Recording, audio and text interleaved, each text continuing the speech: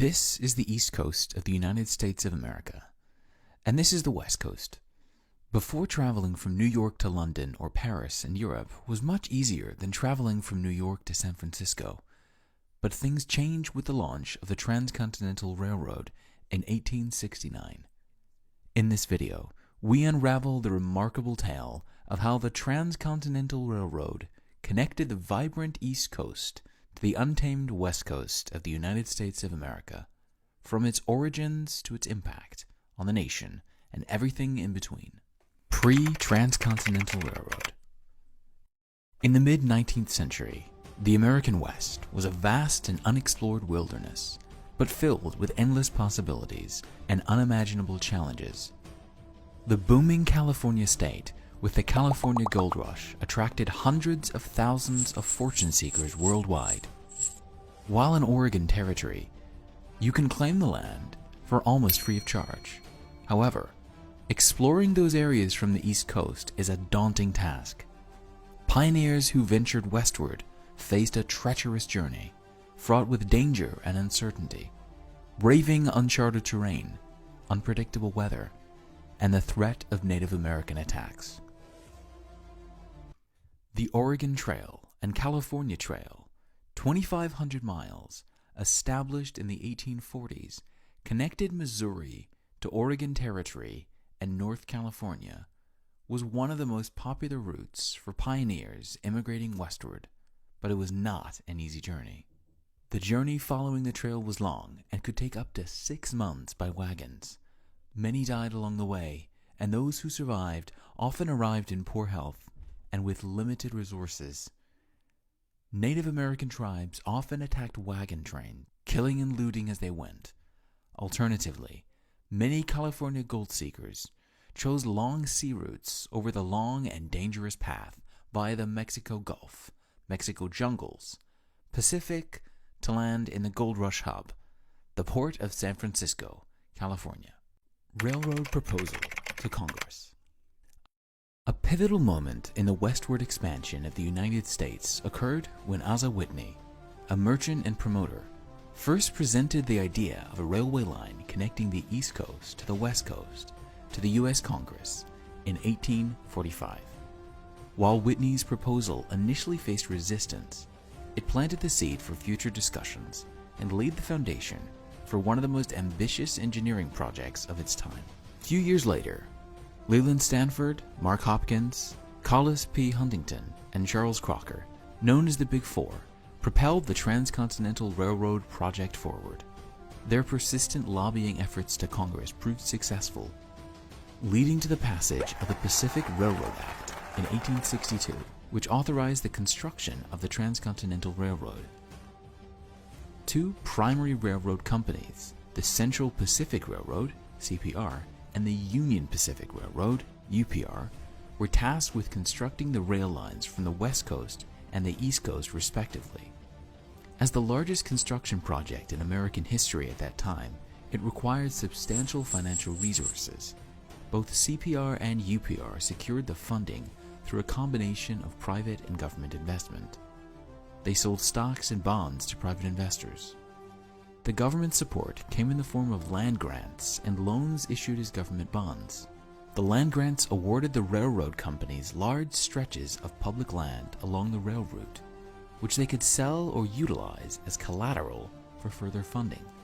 These land grants, authorized by the Pacific Railroad Act of 1862, allocated millions of acres of public land to the CPR and UPR.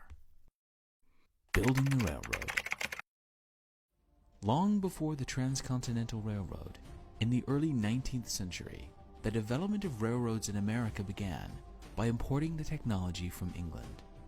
The Baltimore and Ohio Railroad, established in 1827, was the first carrier railroad in the country, providing passenger and freight services starting in 1830.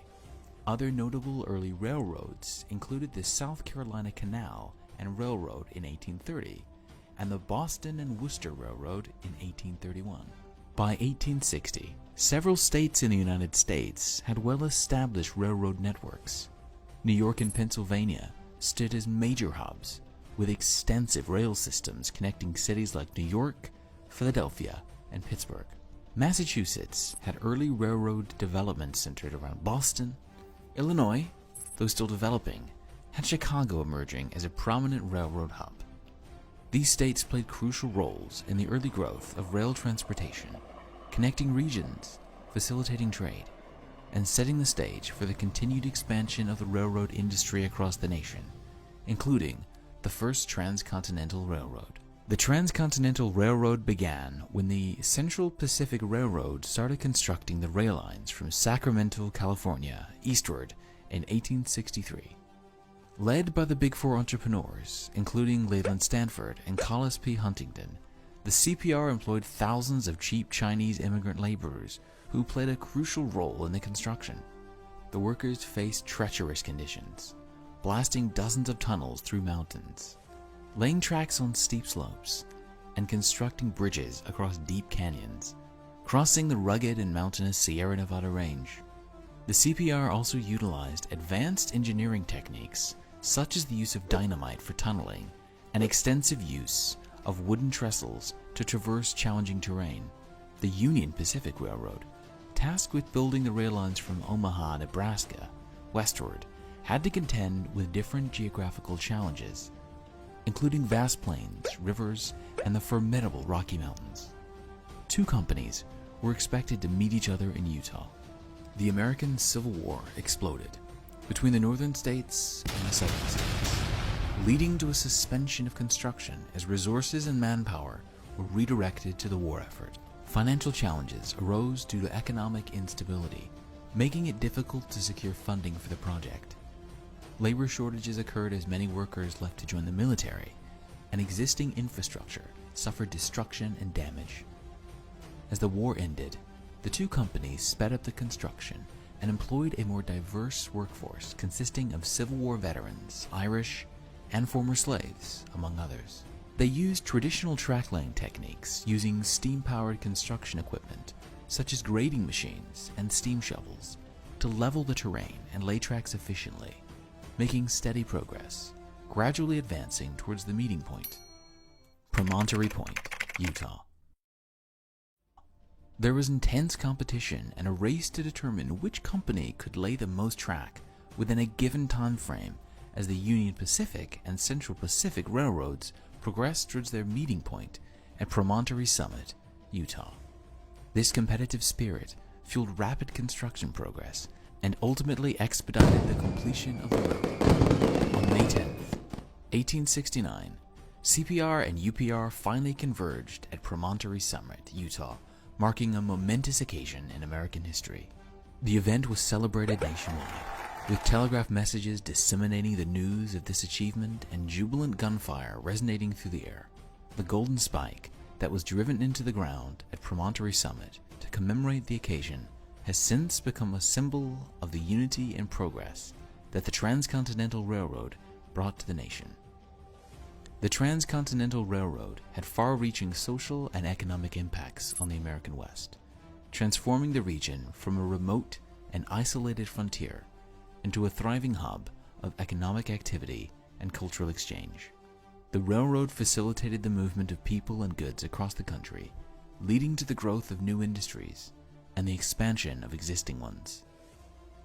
This in turn led to the creation of new jobs and economic opportunities, attracting migrants from all over the world to cities and towns along the railroad route. The railroad also had a significant impact on the growth and development of cities and towns along its route. Places like Sacramento, California, and Omaha, Nebraska became major transportation hubs, connecting the West to the rest of the country. The railroad also facilitated the growth of cities like Cheyenne, Wyoming, and Ogden, Utah, which served as important stopovers for trains and centers of economic activity, as well as many cities in California and Oregon.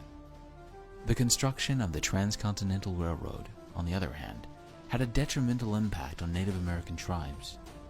It resulted in the displacement and loss of land for numerous tribes as the rail lines cut through their territories, leading to forced removals and the disruption of traditional lifestyles.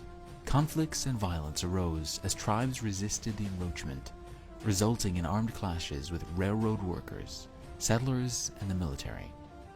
Native Americans also suffered from the loss of resources as their hunting grounds, fishing areas, and plant resources were depleted.